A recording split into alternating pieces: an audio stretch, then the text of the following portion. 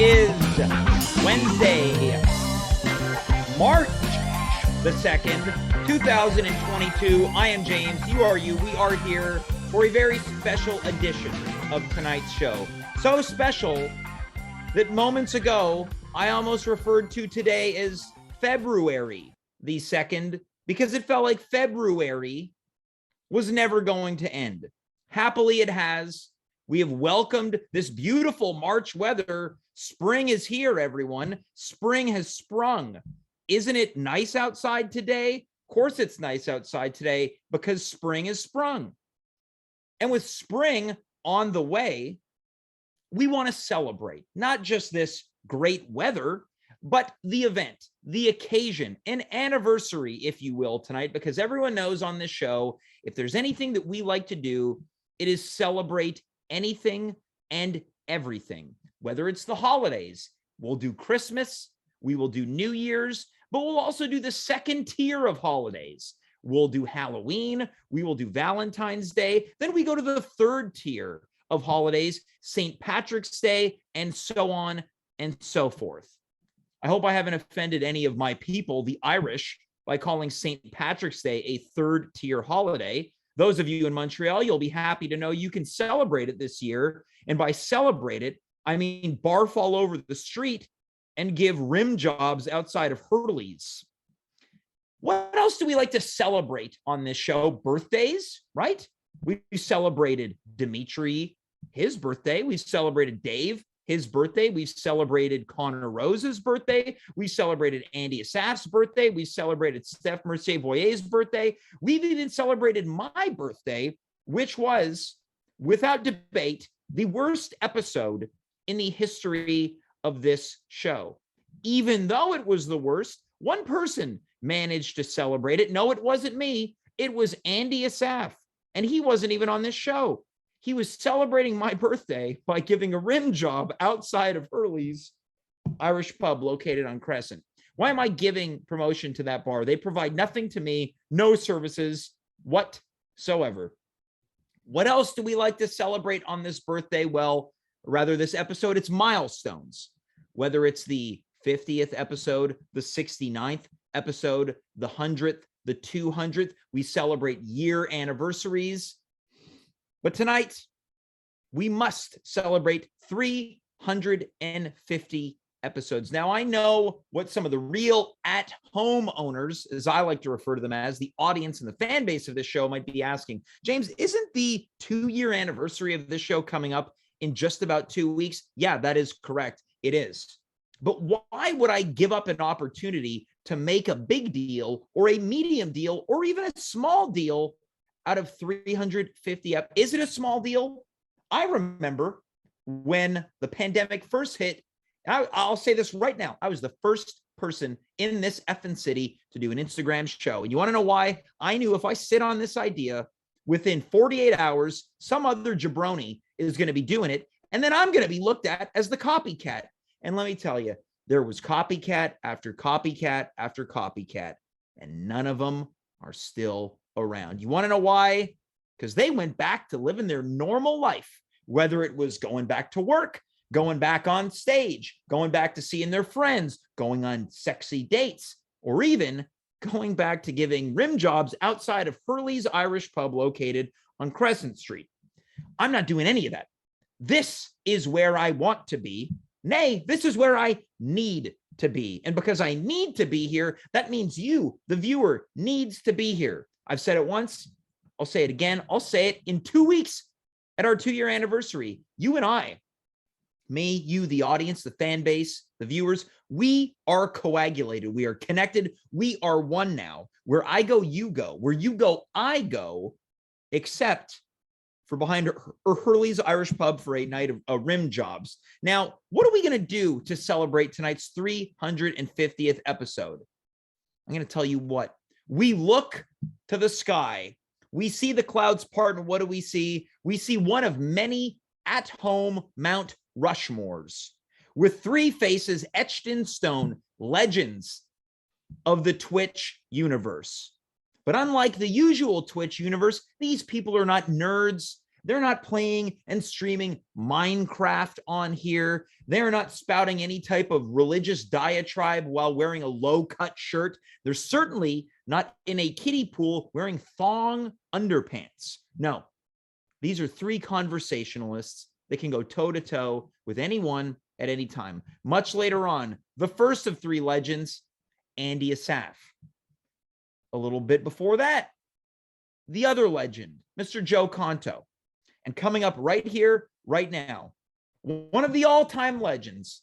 She was here on episode 2 of the At Home program back on Instagram Live. Let's welcome her to tonight's program, celebrating with us, and dare I say, looking better than anyone has ever looked on this show. She is CJAD 800's Andrew Carter morning shows Sarah Deshaies. Sarah, cheers to you and cheers to everyone watching around the world.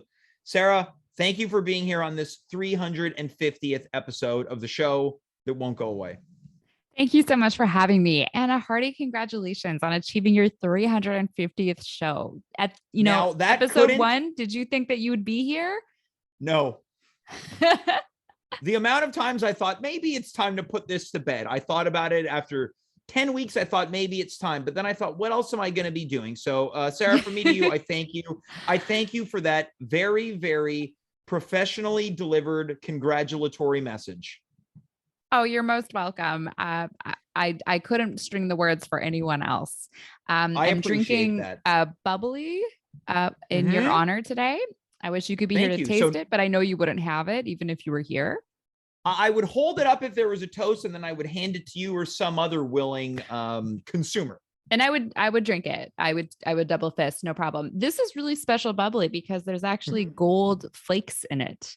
This is a very special bottle of bubbly that came from an LCBO, and it was gifted to me by a dear colleague. And we've just popped it open to celebrate you tonight. And of course, everyone who tunes in.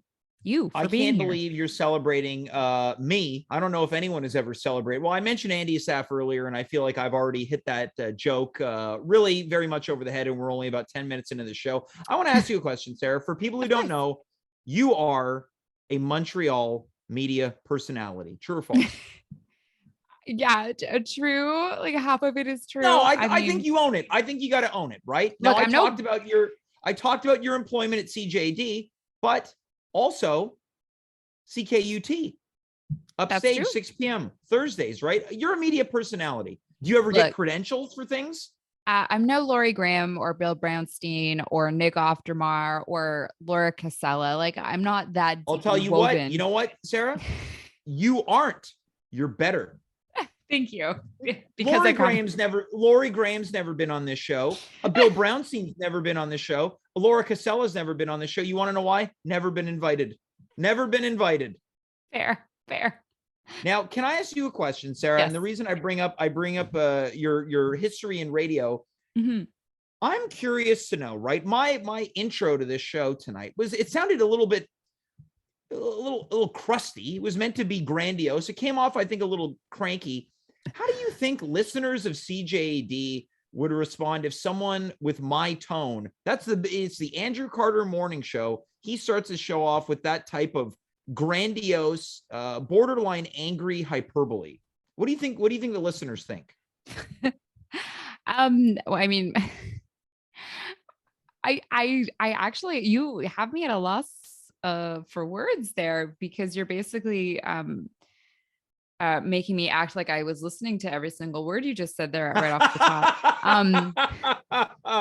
No, it was a good monologue. I think you spoke directly to your audience, which points for that. I mean,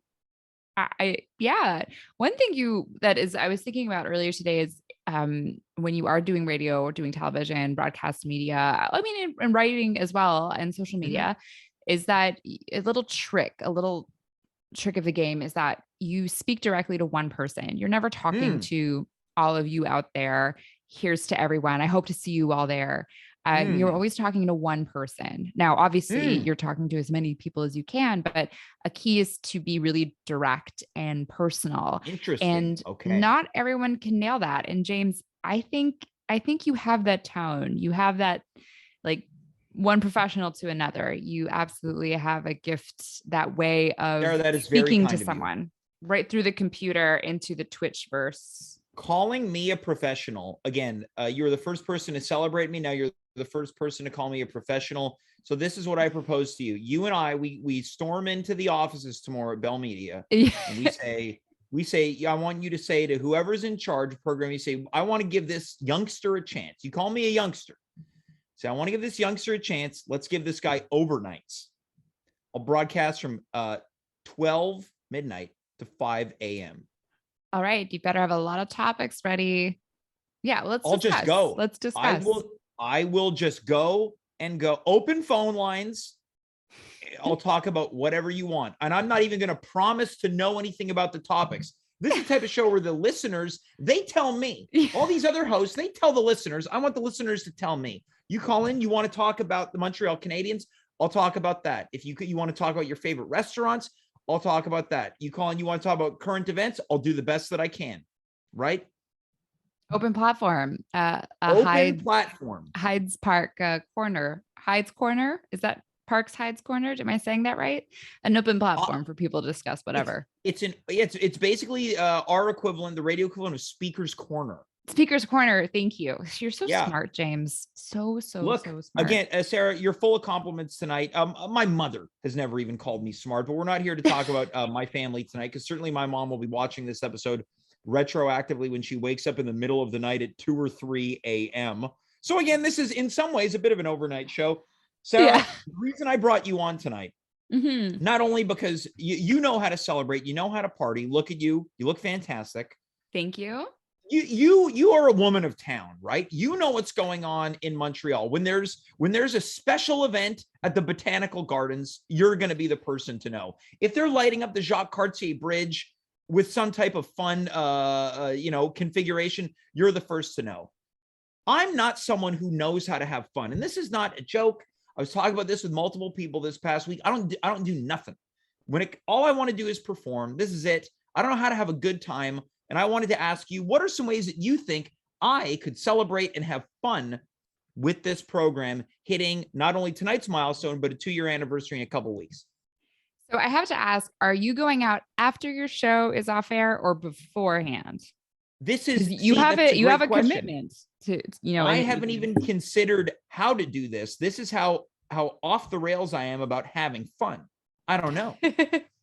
Okay. So I think the number one thing to say is that bars reopened on Monday. And I think last call might be 11 or midnight. So you're not going to be partying until 3 or 4 or after hours. Sarah, are you trying to get me to go to Hurley's tonight? Specifically ask for the rim job and say, I sent you. Yeah, yes. Guys, Sarah Deshaies sent me here and told me to ask for the rim job. Yeah, that'll be a winning antidote for fun. Ask for Zach, say I sent you. Bars are reopened and you don't have to be a drinker to enjoy a non-alcoholic beverage or a water or a lukewarm ginger ale, or a grasshopper or an espresso martini, which I hear these like vintage cocktails are back in style. So why not go to a bar if you're comfortable with it, because they're reopened and they need our support, quite literally. Okay, so this is great because it's not only fun suggestions for me, but for anyone who might not be in the know with things reopening, right? Maybe someone's sitting at home right now and they go, wait a minute, bars are open, click, and then they leave watching this episode and they go to a bar. Stick with us. And you know what? Please. I went to a dive bar last night for the first time in a long, long time. I went to Bar L'Alternatif at Beaubien and Corner Alma. We went to see a brass band named the Van Hornies play. Unfortunately, we only got 1.5 songs in because someone in the audience unfortunately had a medical emergency and they had to stop. Oh my God. We just stopped because it kind of killed the mood and he was taken out. And I really hope he's okay. Everyone really rose to the occasion and was quiet and brought towels for the guy and sorted things out. Stressful moment for the people at the bar, the bartender. But I was like, wow, I miss dive bars. And once the paramedics took him out, I'm not using this story for entertainment. This is literally what happened last night. You know what? It's like something about the pandemic that's been really fun is that in a way, simple pleasures have been taken from us, but it's also helped us rediscover simple pleasures. like staying home and doing a puzzle. But as we start to Yep. reopen, realizing, oh my gosh, the joy of seeing a concert or a play in person with other people. Yeah. Oh, the joy of going to the movies and seeing the new Mm-hmm. Batman. The joy of going to a dive bar and someone takes the Touch Tunes jukebox and puts on Leonard Cohen's Dance Me to the End of Love. Like Yeah. that could be a really simple, nice way to celebrate. I want to say something here. When I think of a good time, Mhm. the music of Leonard Cohen is not the name that pops into my brain. Guys, let's keep the party going. Someone put on Leonard Cohen.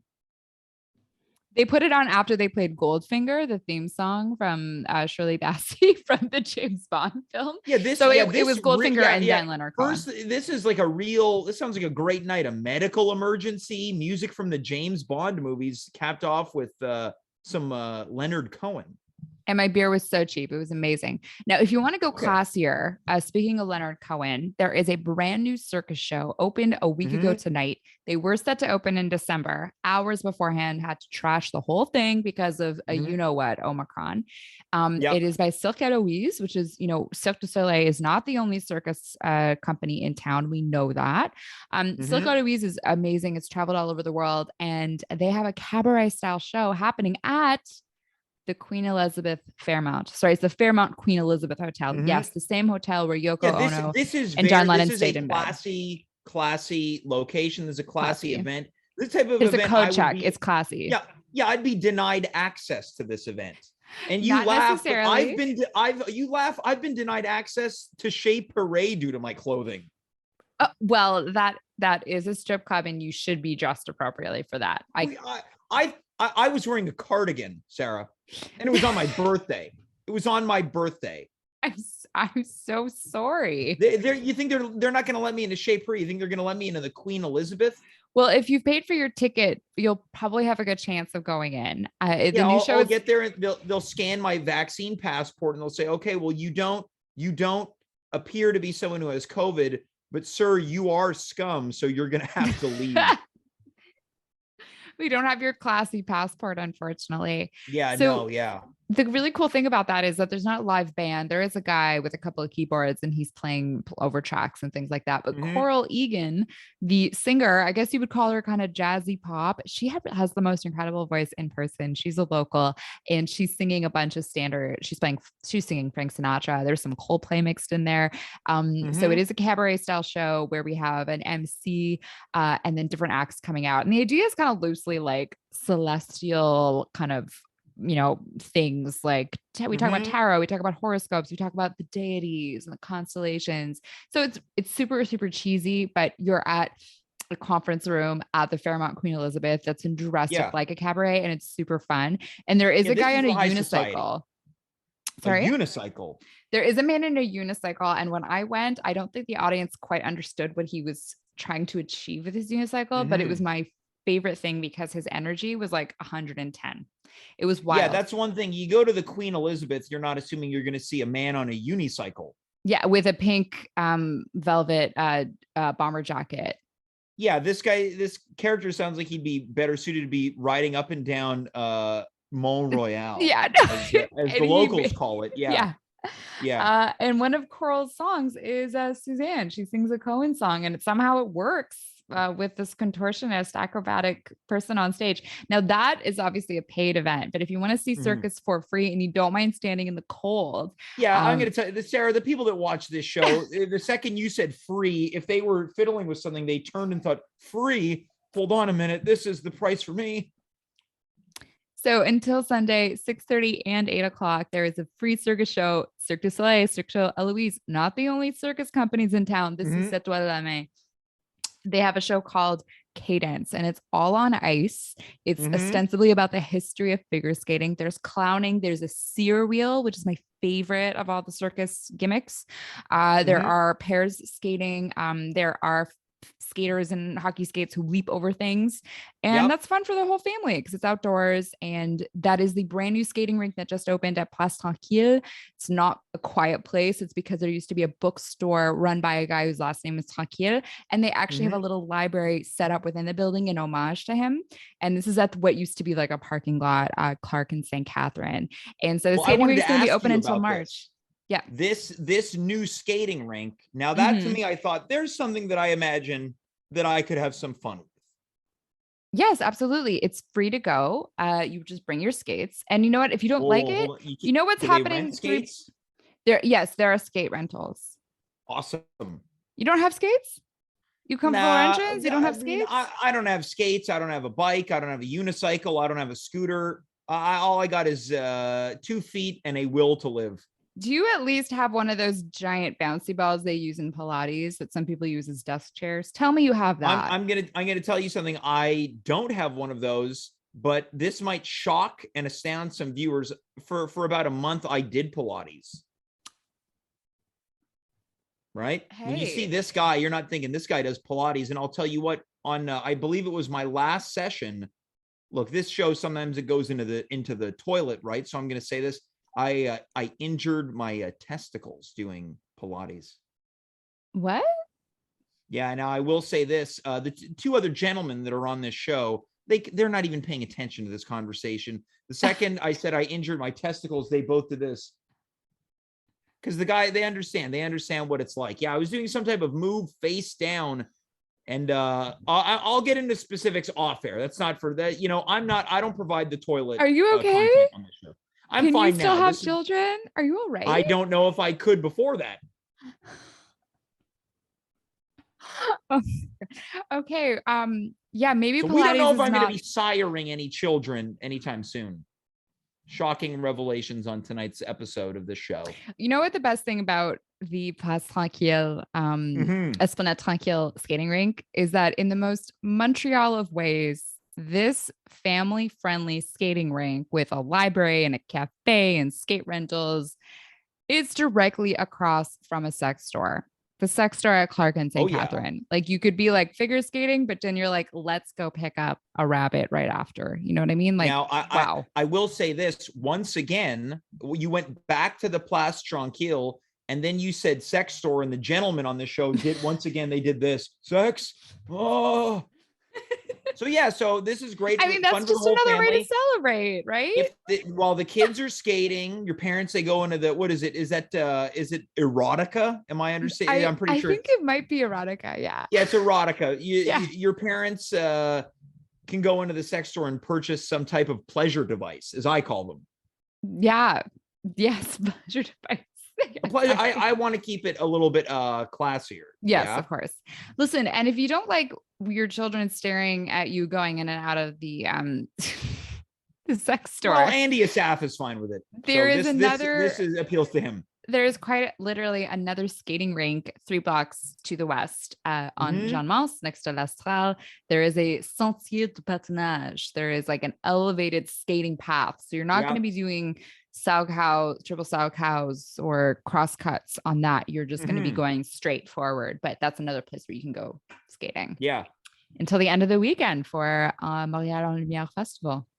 Look at that. So this is a lot of ideas, not only for me. I mean, look, the truth is people probably aren't going to see me at the Queen Elizabeth unless perhaps maybe if I get hit by a car on Rennie Levesque outside of the Queen Elizabeth, then you might see me there. You won't know if you don't try. I won't be dressed in a suit for that. I mean, they'll be putting me in wrapping me up in a body bag. What is happening to this program, right? James, you got to get some confidence in your classiness here. But it'll be like a body bag, like the tuxedo t-shirt. Like the body bag will have they're going to give me the tuxedo t-shirt version of a body bag. Sarah, before we start to move on, I want to ask you a couple of questions, right? You've been a guest on this show for 2 years now. Any fond memories that you can remember from being on this show? I mean, they're all just so memorable. It's really hard to choose. Like I have one that I wanted to hit you with because it's a memory, but it's also a bit of a request, right? Okay. I'm almost putting you on the spot here. Now, Sarah, in the past, and I haven't done this in a while, I always like when I throw to you for the weather because you have a history in delivering the weather. I'm wondering before we wrap things up tonight, if I could throw to you, right? This is really satisfying my my fetish for radio, so to speak, and not in like a sicko kind of way, a boutique erotica fetish. This is me wondering if there was ever someone doing the weather on this show, can I throw to you and we get an update on tomorrow's weather, or how much weather you'd like to provide? Is that agreeable, Sarah? It would be my absolute pleasure. So listen, tonight we've got light snow falling. It's going to wrap up in the wee hours of tomorrow. Our low tonight is -12. Tomorrow, sunny skies through the day, maybe a little bit of clouds, a high of -8. Thursday evening will be very, very cold, a low of -20. Friday to close out the week, sunshine, a high of -4. And then, by the way, Environment Canada issued earlier this afternoon a special weather statement coming in for Sunday. We have a système dépressionnaire. I don't know what that means in English. Coming in from Colorado. It's going to cross over no, it's true. It's going to come through the Great Lakes and head up this way. It's still early days yet, so we don't know 100% what it's going to be doing. You know, these things, the farther out you are, the harder it is to predict. But we're expecting that we could be getting verglas, ice rain, freezing rain in Quebec through the day, and the southern parts of the province, which would include Montreal. We can see a transition to rain over the course of the day. And then what's really nutso is our high on Sunday is +9. So that's where we get the freezing rain. We should be getting snow, but it's going to be quite warm. And so freezing rain to rain, which of course makes traveling, getting around anywhere, whether you're walking, biking, unicycling, or taking your car or your semi or your giant truck, that makes it quite tricky. So take your time and plan ahead. Or maybe just don't go anywhere on Sunday. Just stay home. Sarah, that was an absolutely spectacular delivery of the weather. I feel like you gifted us with this idea of +9 on Sunday. That feels exciting, right? You're welcome. What can I say? You're gonna see people out in shorts. They're gonna be pushing spring. Look, Sarah, all weather jokes aside, I really do appreciate how willing you've been to pop on this show. Again, over the course of the past couple of years, it really blows my mind that this is the longest project I've ever maintained in my life, and I'm glad that you've been a part of it. So once it gets sunny, I'd love to take the long journey to the mile and let me buy you a coffee at your preferred coffee shop.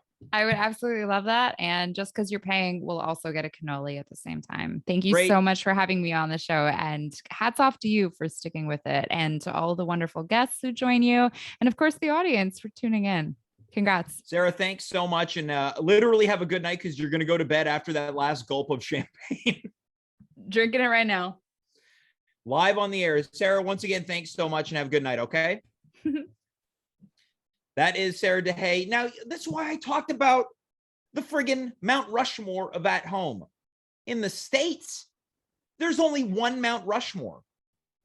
In the at-home universe, there's 15 or 20 Mount Rushmores. Tonight, it's Andy Assaf, it's Sarah Deshaies, but sandwiched right in the middle, like the meat within a hamburger, no matter where you're purchasing it, a local chain, a national chain, or a small mom and pop. This man is essentially the meat in between the two buns. Folks, please welcome another legendary guest who's been here since the dawn of time. He's the one and the only Joe Conto. Joe, welcome back to the program. Hey, where's the beef? Right. Where's the beef? It's right here. This beef tonight, it ain't wrapped up in a foil wrapping. It's wrapped up in denim glasses and a little baseball cap.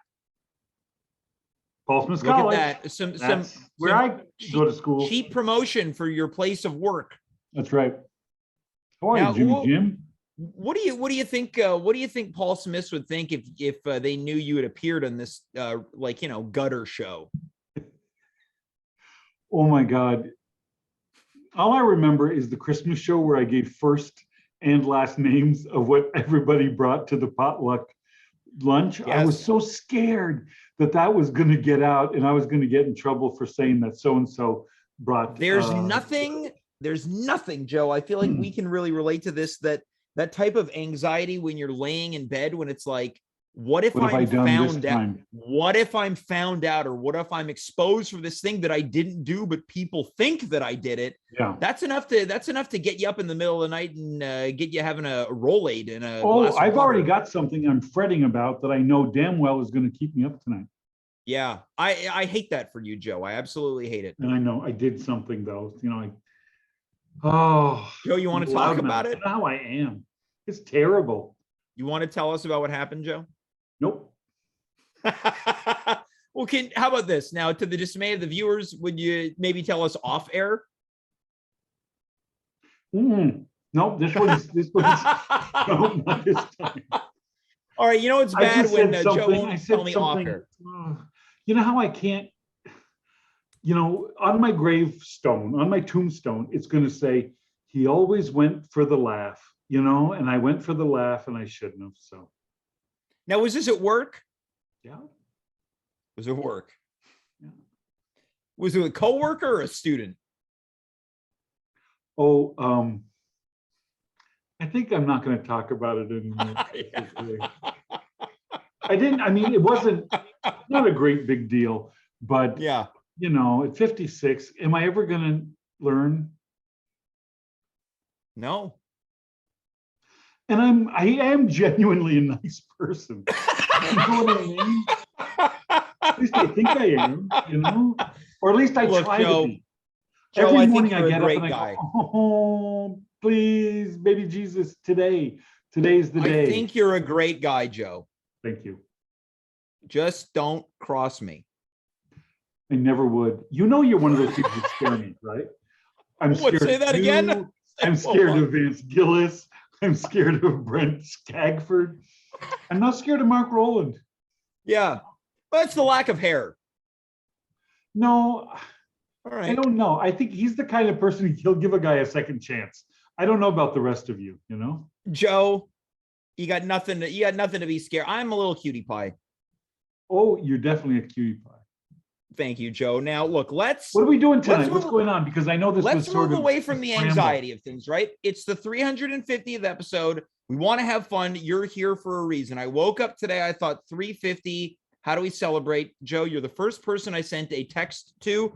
So we're going to do something similar to what we did last time you were here. We had kind of the wheel of topics, right? Where everything was randomized, predetermined, unbeknownst to you. You don't know. Drink up. You don't know what the topics are tonight. Yeah, this is more cheap promotion for a local small hamburger chain called McDonald's.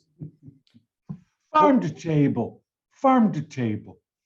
Farm to table, yeah. Only the freshest of ingredients. We're going to go back to the wheel tonight, Joe, but tonight the wheel is a little different. The first time we did this, it was all topics of different random and just a wide variety, right? It dealt with hot tubs. Are they sexy? Valentine's Day, things like that.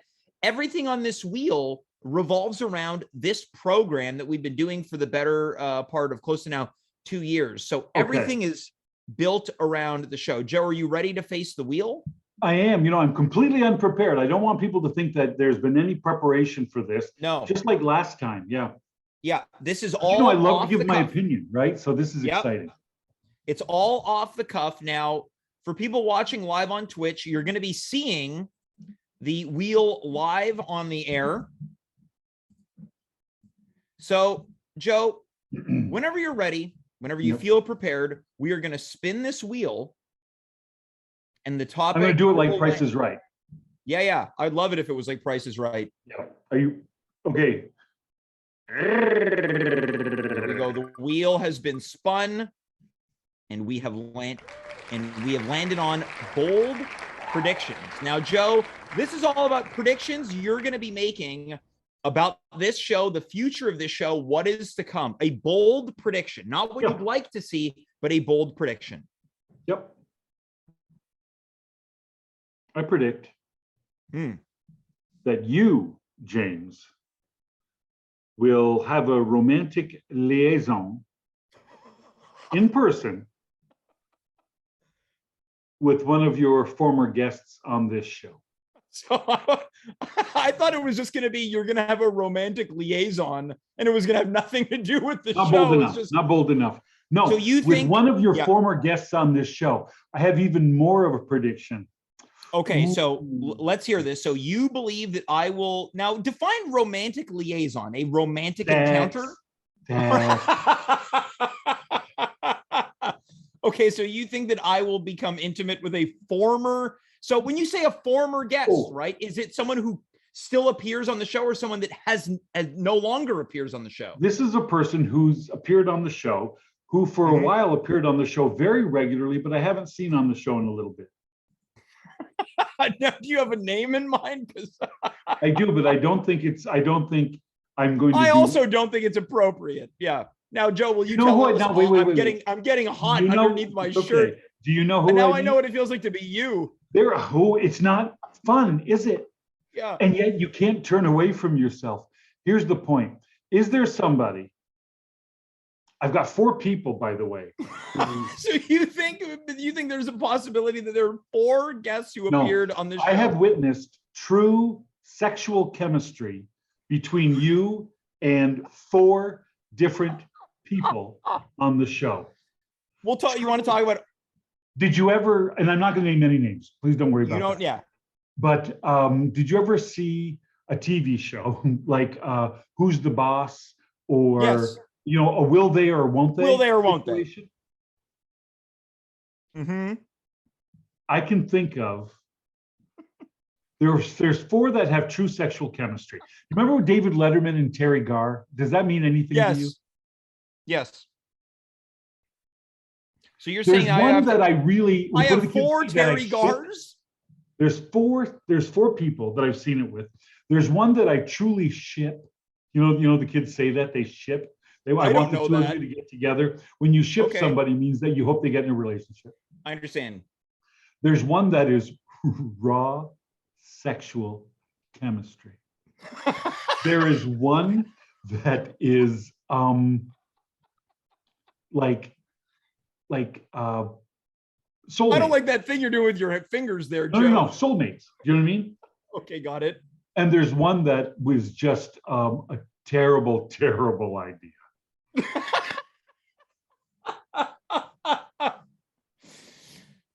Okay, Joe. That's a great answer to the bull. So you think that I'm going to have a romantic liaison with possibly one of those 4 guests? Yeah, and maybe, and really, I could see it happening for 3 of the 4. The one that I would really like to see happen is never going to happen. All right. That's it. Well, that's my bold prediction. That is a great, bold prediction. A fantastic answer. I'm almost worried that we have to go back. We have to go back to the wheel. I'm worried because you've set the bar so high. Let's spin the wheel. Joe, spin that wheel again. I want that sound effect every time.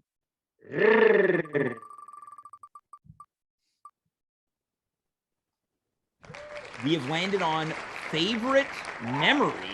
What I also like is that you do your own spinning sound, but then the application also has, you do a, and then the wheel does a beep, beep, beep, beep, beep, beep, beep. Favorite show memories, Joe? Yeah. Now this is the second time this has happened. I asked Sarah Deshaies. She had no answer. Joe, it looks like you're reaching hard. No, I have a very specific answer. I remember, first of all, it was summer 2020. And during the actual lockdown, I took good care of myself. I exercised every day. I was outside. I had a little bit of a tan. I'd lost like maybe 15 pounds. I'm telling you, I looked good. All right. I remember that. I remember not looking at myself in the mirror and going like, boy, crypt keeper, what's up? So that was good anyway. And I told this story about the time that we were talking about how terrible improv is from the standpoint of how anxiety ridden it is. And I talked about the time that I left stage and hated my set so much that I drove all the way back to Lake Placid, And that story, I think. And again, just to clarify, you literally walked off stage, out a back door, a staircase into your car, into the United States. Drove right to the United States. That was it. I was never doing improv again. Stakes were high. And I wasn't even upset about it. I was like, well, I gave it a try, but that's that. I'm not going to put myself through that again.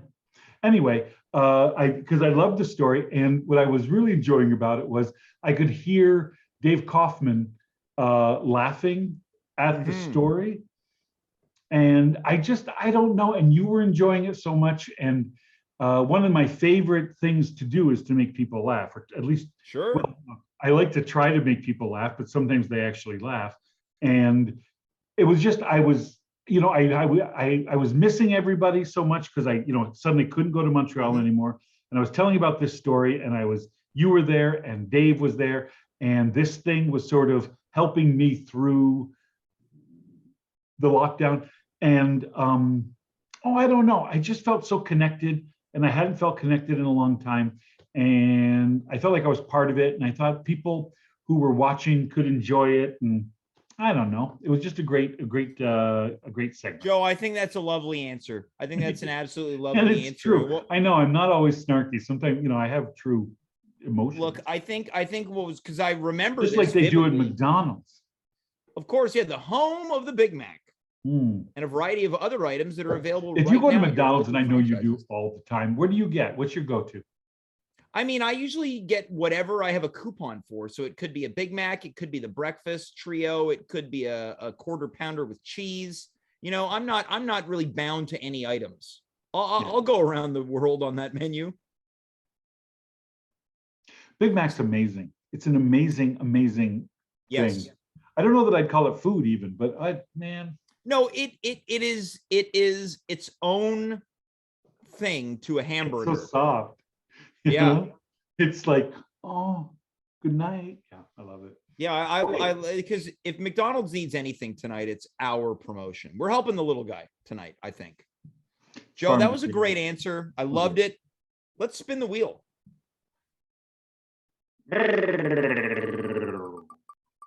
We've landed on. So, Joe, this is going to be a fun one. When we were leading up to our 100th episode, and this was our shift from Instagram Live to Twitch, this is back when we were doing 5 nights a week. Each one of those episodes, everyone who was available that week, they were able to interview me as part of their segment. You were one of the people who interviewed me. We turned the tables. Joe, this is another opportunity where you get to ask me a question. This is Joe interviewing James. James, when did you realize that you were a funny person? Like, I want a moment when you went, oh, I'm funny, because it's a valuable commodity, right? And what I'm hoping that there was a moment, I want you to consider the moment where you go, oh, this is something I'm good at.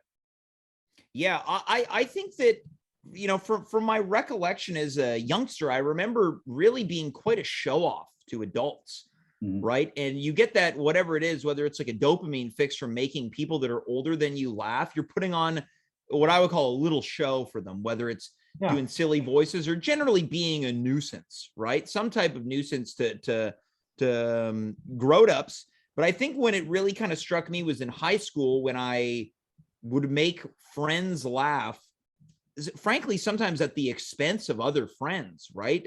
Little snarky remarks, cutting remarks. So I would say it really clued in, I would say as a teenager, like, oh, I'm good at making people laugh. And then certainly when I got into drama class, it was like, oh, here we go. Sure. I'm allowed to do comedy in school. I can do improv in school, and I'm making people laugh. I don't know if I have a vivid memory, but that's when I think it clicked, is in high school, when I actively recognized I'm making people laugh. But as a little kid, you put on, you said, a little show, a little thing, like when you did a silly voice, like who do you think your first character was?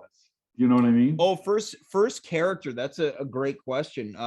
It's interesting that this comes up because my mom brought this up to me, and I have recollection of this, that I used to do an impersonation of the Bee Gees singing "Staying Alive." Because when you're a youngster, you can hit those Barry Gibbs high notes, right? I can't do it much with any expertise now. I think Barry Gibbs and the Bee Gees may have been one of my first. Yeah. Sure. Did like when I was a little kid, I remember making my mom laugh Yeah. But my mom was she was a socially apt person. Mm-hmm. And I could tell the difference between her social laugh and then a real laugh. And every once in a while, I would say something that would get this other laugh out of her. And I thought that was the thing, right? Yeah. A real, not the Joyce Conto performance laugh, but this real laugh. It wasn't a snort, but it was like almost took her by surprise. Oh, yeah. I loved that. Did your mom have two laughs or? That's a great question. I don't know if I can really pinpoint any moments of like, oh, this is kind of like I'm humoring someone laugh versus real laugh. Yeah. And I think it's maybe just because as a youngster, I was used to the real laughs, which, gosh, that sounds really egomaniacal looking back now. Sure. And look at us, Joe, now we're still chasing it. We're still chasing it. Oh, it's an sick, addiction. I think. It is. I think it is sick. Yeah, I think it is but sick. But at the same time, I don't know. What's everybody else doing with their life? I'm tired of feeling, look, I'm a grown man now. And I've grown tired of feeling bad about, just getting enjoyment out of what I get enjoyment. You're not selling crack, right? You're not beating people up. You're not giving people golden showers. You're trying to put a smile on someone's face. That's the way that I look at it. All right. Yeah. Well, you can find Joe outside of Hurley's this upcoming weekend for some RJ action. Joe, you ready to spin the wheel again? I feel like I'm being sort of. Now, Joe, this is an interesting one. This has come up for a good solid 2 years, right? When shows come back, are you going to do an at-home live? Then when shows started coming back, have you thought about doing a live show? Joe, what do you think about the prospect of a live in front of a true audience version of this show? Oh, it has to happen. Yeah. That is always the next step from podcast, right? Mm-hmm. Is to do it. It's true. I say we do it at one of the big stages during Just for Laughs. Okay, so you say we pitch this to the people of JFL. We go right to Sal Wilford Peltier. We do it guerrilla. We do it guerrilla style. Oh, so we're doing a street performance with the. We go up and Amy. What's her name? What's her name? Amy. Talking about Amy Blackmore, the head of the Fringe Festival. No, she's a comedian. Her name's Amy something. She just had a baby. Well, probably a year ago. Janine Garofalo. We're gonna okay, so yeah, the reference points. Yeah, we moved to the 90s now. We moved to the 90s, and I'm fine with it. Yeah. Yeah, Janine Garofalo. She's gonna be on stage, and we're just gonna take over. Okay, so we're pirating a show. We're going in. We're going guerrilla. We're going guerrilla. Yeah. Okay. Wait a minute. Does she play a big stage? No, we need somebody who plays a big Amy, stage. or Janine Garofalo? No. Janine Garofalo is probably playing like Catacombs. And Joe, you're referring to Amy Schumer, correct? Yeah. She'd play a big room, right? Of course she would. I think Amy Schumer's done, by the way. Was she canceled? What happened? No, I think she's like, oh, I think I'm done. I think she had a kid. And she's like, I think I'm good now. Listen. Well, we're getting a production note that she's a dramatic actor now. So yeah, she is done. Oh, pardon my harden, Amy Schumer. Listen, the idea is we have to do it live, and please let me be part of it. Of course you would be. You're on the Mount Rushmore. This would be the most overbooked show in history. Cool. Could you imagine the people that get left off the show? I know I know there are 4 very lucky ladies. Joe, it's time to spin that wheel again. And we have landed on. So, Joe, this is the one I've been looking forward to the most. Joe, in 2020 and 2021, you were lucky enough to be a part of both editions of the at-home pumpkin carving contest, where I would say, at least in 2020, I believe that, I'm unbiased. I believe that some people believe you were robbed of victory due to a bad point scheme, which was my responsibility. 2021, you really came in hot, a lot of pomp and circumstance, flair and glare. Again, no victories. Any memories of the pumpkin carving contest? Yeah, I'm ashamed. Okay. I am, like I said, a grown person.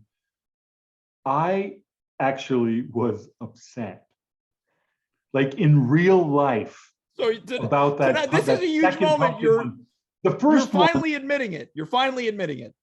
About the second one. The first one I was kind of okay with because the second one felt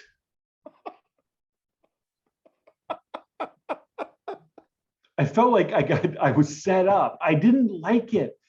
And I don't, I mean, I don't, like, I come on this show and we joke around and I take a couple pies in the face and I'm perfectly fine with that.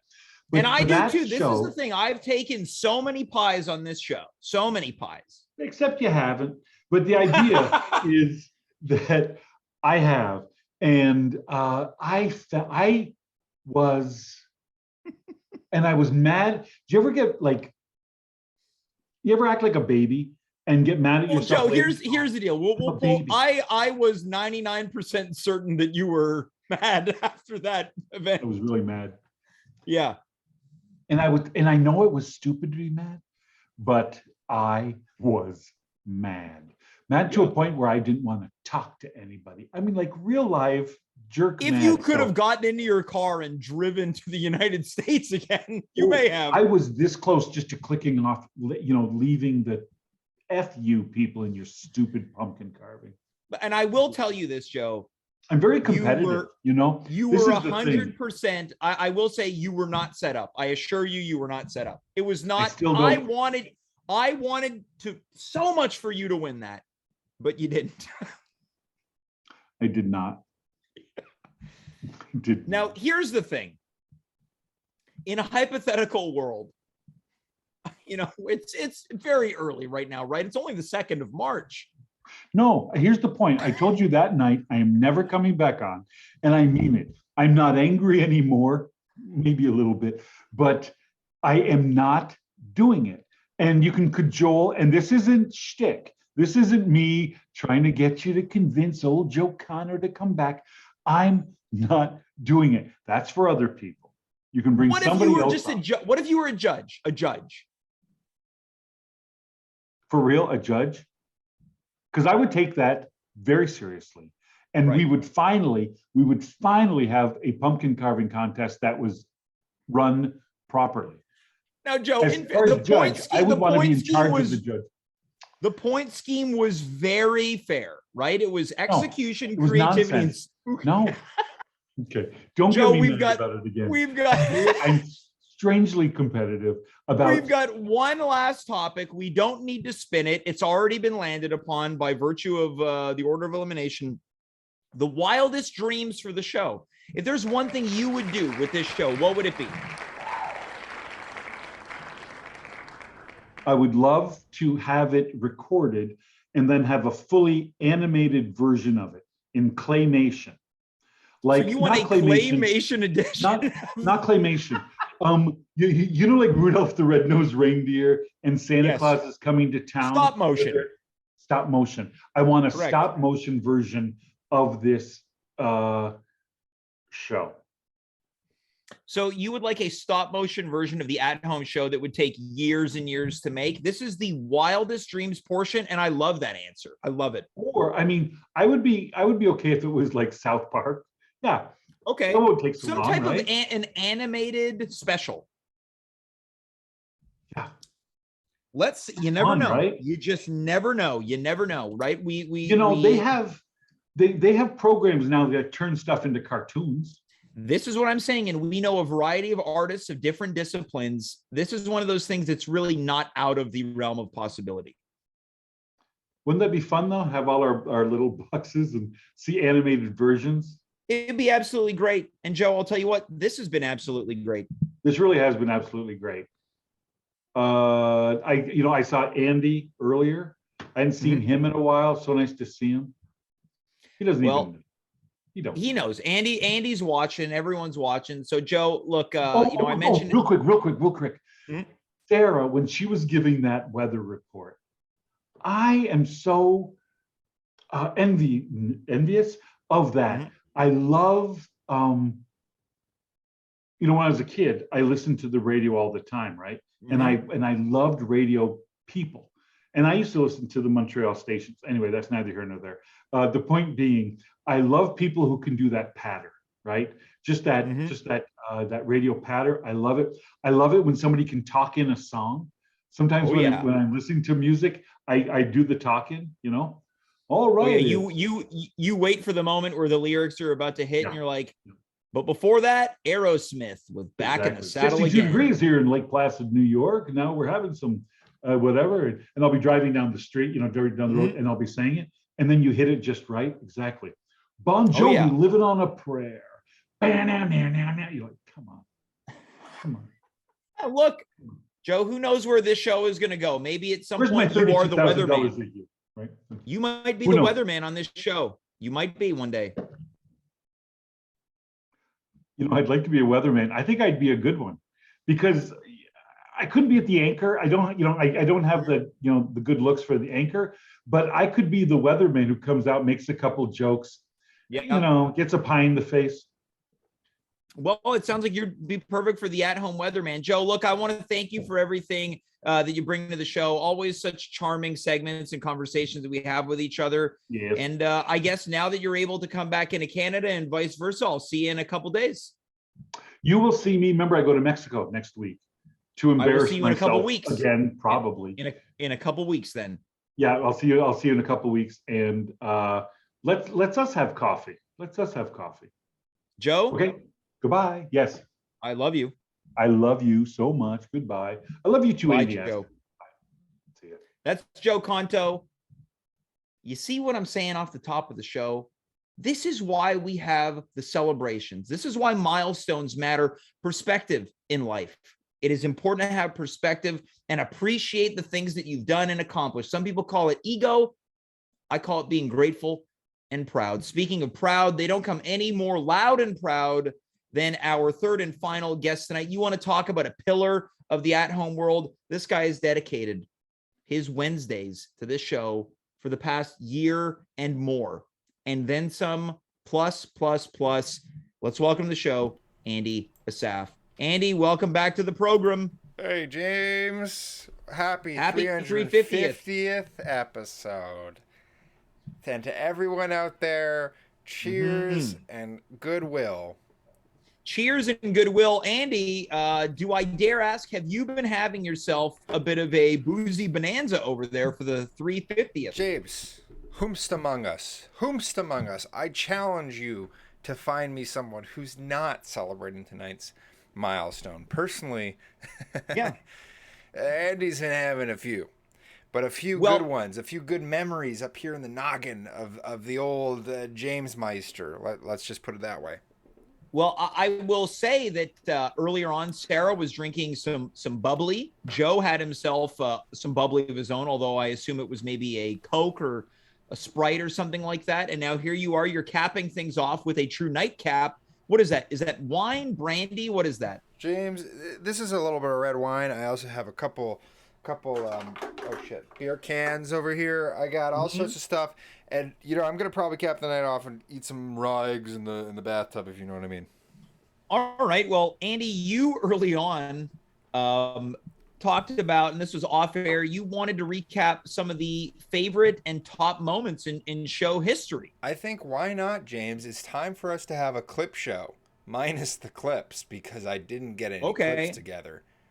Okay, so this is basically, as you mentioned, this is kind of a recap episode without the recaps. James, I think we should go down a little something I like to call memory lane.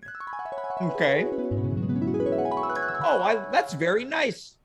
You know, for someone who appears to be inebriated, that was a very well-timed sound effect. I can still tech. All right, you can fucking put me on 7 oxycontins and a freaking... I don't want you to be on 7 or 1. You can have me drive a tractor, no problem on all this. So, James, I want to talk. Right. I think we should count down the top 3 moments of at Jones with Hames history. And all right, so yeah, after you.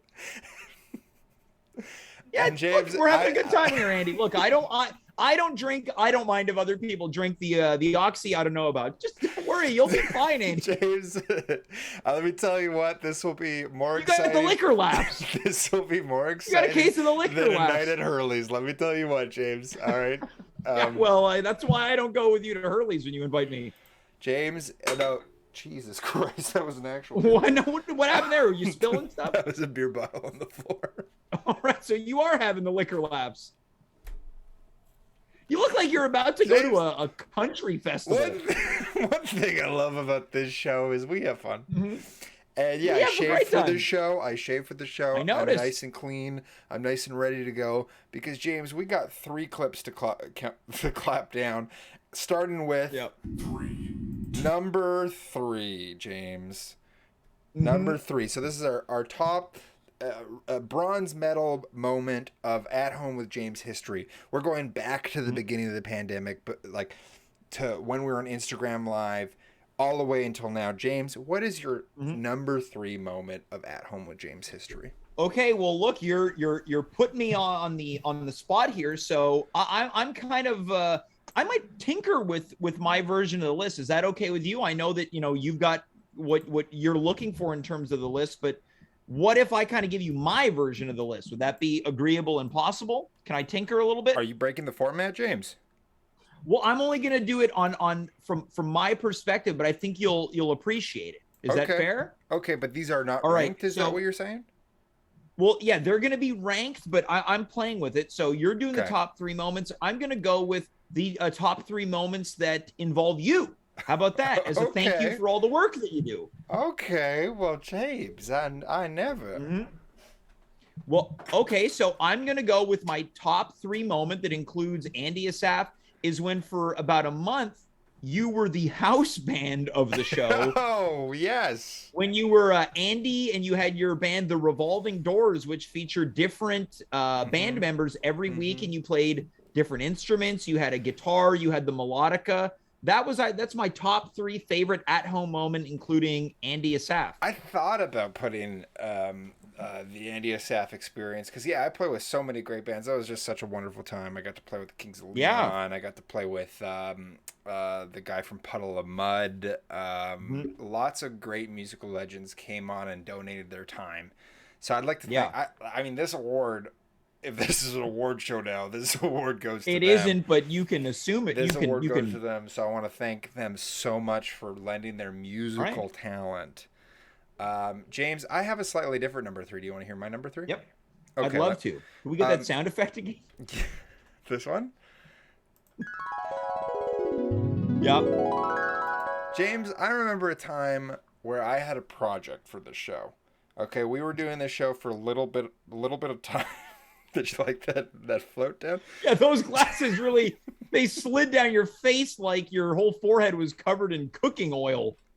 Well, it is, James. Let's just say I'm making a bolognese sauce. That sauce. answers the question. This is not a joke. I have a bolognese sauce on the oven, so we got to get this rolling. James, I remember a time when this show was rolling. It was greased. It was oiled like my forehead. Okay, we were running shows. They were great. They were wonderful. And I came to you, James, with a business proposition. Do you remember this business proposition? Not really. James, I came to you with the idea that we should monetize this show. And what better way to monetize your stardom, your celebrity, your sex appeal with an OnlyFans account? Does this now ring a bell? I understand, yeah. So I guess James, I had driven it out of my brain. James, I want to shout out my number 3 moment being when we created an OnlyFans account for the At Home with James when you experience. Created an OnlyFans account. Yeah. Some say we created it. Some say I created it. But look, sure, I say you created it. I kept all the profits, but this was a team effort. Of course, I made an appearance on this account. As you can see on the screen, Dimitri made an appearance on this account. Jason's butt made an appearance on this account. This wasn't a great. We were in the top 0.73% or whatever of OnlyFans. Yeah, this is the first time I'm hearing about this. We made so much money, James, and I just want to. Hey, look, I don't know if this is an award show, but I want to give a thank you to everyone out there who made it possible, including Mr. OnlyFans.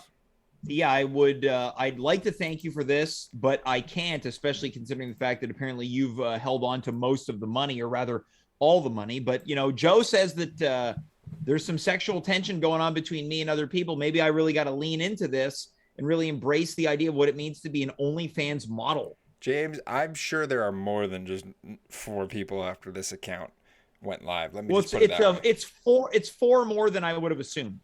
Well, here we go. James, I think it's time to go down memory lane again. Yep. And it's time for number 2. These are some really state-of-the-art graphics. This is really going to pave the way for our claymation episode later on. Well, again, Andy, like I said, I'm on the spot here, so I think my number 2 at-home moment in the past 350 episodes that includes you is, again, very much in line with a musical performance. It's when you performed a sexy vax, which was your version of the Monster Mash. The sad thing about this episode is we do have that clip available, and we have not. I did not pull that. That would have been a good clip to go visit. It's this was, I thought, a great piece of business, as they like to say. You took the tune of the Monster Mash, you played with the lyrics. It was a sexy vax, and for people that are interested, that clip is available in our video on demand on our Twitch page. So you can go watch this. Not right now, do it after this episode concludes. That probably would have been around the time I got either my first or second dose, which would have been around July of 2021. So if you want to try to find it by then. But you just tickled me remembering that. That was a very fun thing to write, of course. And not in a way that you're used to being tickled outside of Hurley's Irish Pub. Of course. Let's not get it twisted. But I was very much enjoyed not only writing that song, but what that song was about, which is the real life story of me getting my doctorate online, developing my own vaccine that then just ended up turning me into a horny werewolf. Yes. Very, very fun. That's my number 2 moment involving you. That's a good number 2. That's probably better than my number 2. James, are you ready for my number 2? I'm ready. Okay, let me find the image here. My number 2, is this it? Yeah, this is it. My number 2, of course, it's got to be when we got the OnlyFans thing here. When I triumphantly, finally defeated, finally, on the first try, really, defeated the despot, I'd call him, the imposter that is my name twin, which is Anthony Assaf in the first edition of Assaf versus Assaf. Right, yeah. Right. That never happened. What?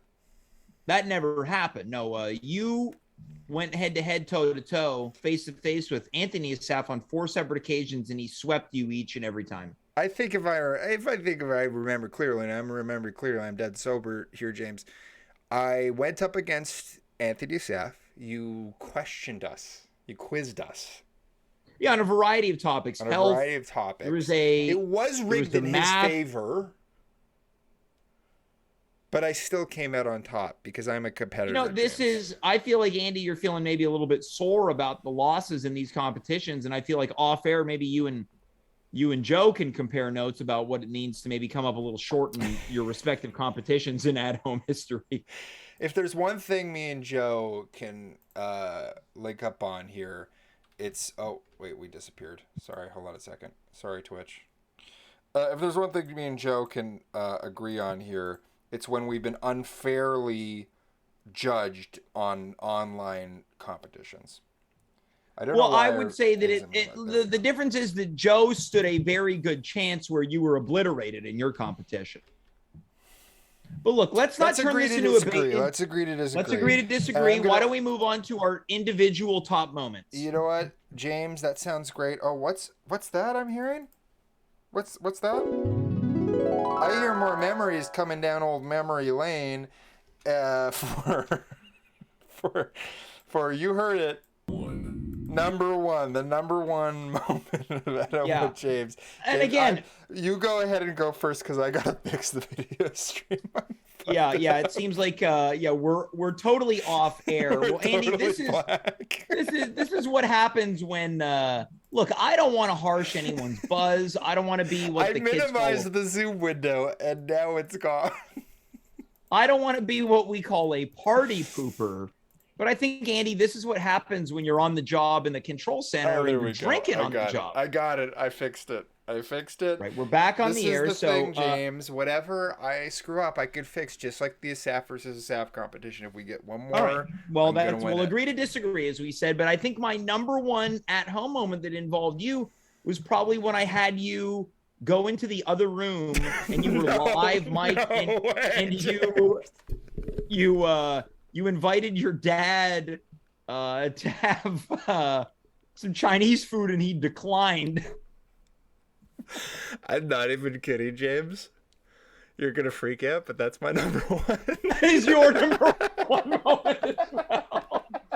But Andy, you know what? This means that you and I were very much on the same page creatively. We have been for many years, right? We've been on the same page creatively for many years, right? Well, you wanted to show that your dad that you cared, and I said, Andy, I want you to head in there and ask him if he wants to have lunch tomorrow, and then he declined your request. Well, I think he said, I think you asked me to ask him out for Greek food, and he said, or no, you're right, Chinese food. It was Chinese, and then it was Greek. He declined all the restaurants, and you guys have a lasagna. We have a lasagna in the fridge. What are you talking about? Yeah. Very much so. A classic. Oh, wait, that was the wrong sound. Moment. Where it wasn't planned. I was at my dad's staying in Montreal. So it was a pretty lo-fi stream. And it was very lo-fi, but one of the all-time episodes. I remember it was an episode where we had nothing, James. We did not talk about what we were going to do. I was running tech on my laptop, so it looked like shit. It felt like shit. But then that moment kind of transpired naturally as I was recapping my day with my dad. And it led to a Mike Assaf special, which... Honestly, if I had to give an honorable mention for number one, would also be Mike Assaf appearing on my birthday episode. That was also, that was a great moment when he, towards the tail end of his he really enjoyed that. He's a big fan of James McGee in general. Well, he's mentioned that a couple times. We probably got to get your dad on the show again. If he knew what Twitch was, he'd watch the show, but well, maybe he's a big fan of you. He always says whenever he sees a show with you in it, he's like, that man with the beard, he's very funny. So we maybe got to do a Father's Day episode. Maybe get Mike Assaf on the show. Get Mike Assaf, and we've been teasing this for a long time, but have him meet George Kiras. Right. Dimitri's so we have a father and son segment with Dimitri and his father George, who has appeared on this show a couple times. Yeah, as well who as know of each other. I think maybe have talked once in our childhood, like 10 years ago, 20 years ago even. So this would be my guitar fell. Andy, what's going on over there? Of the Titans. I think this is probably, Andy, I think you're partying over there. Things are falling apart. Andy, I feel like this is on the floor. Oh my God. Well, Andy, for old time's sake, right? We didn't plan this. Why don't you do a bit of a kind of an on-the-spot song to commemorate the 350th episode? This is Andy Acoustic Unplugged. Andy, take it away. Oh, it's at home with James McGee. It's his 350th episode with Andy and Joe, and Sarah did the weather too. Thanks for watching, all of you two viewers. Have a good night. Yeah, that's the thing. It's been a really, I don't want to point it out, but it's been a really low attended show tonight for such a milestone. Hey, we did it for us, James. We always do it for us. Yeah, we did it for us, Andy. Before we let you go, are you alone in your room over there? Are you going to be celebrating after the show? Have a good Andy, night, thanks everyone. so much, okay? I appreciate it. Folks, that is Andy Assaf, and that's been our show. I thought we were going to skirt through this episode, not really acknowledging that the viewership, it's a little bit down tonight. But here's the thing. I see the numbers after the fact. I don't know who's watching the show, but people do watch retroactively.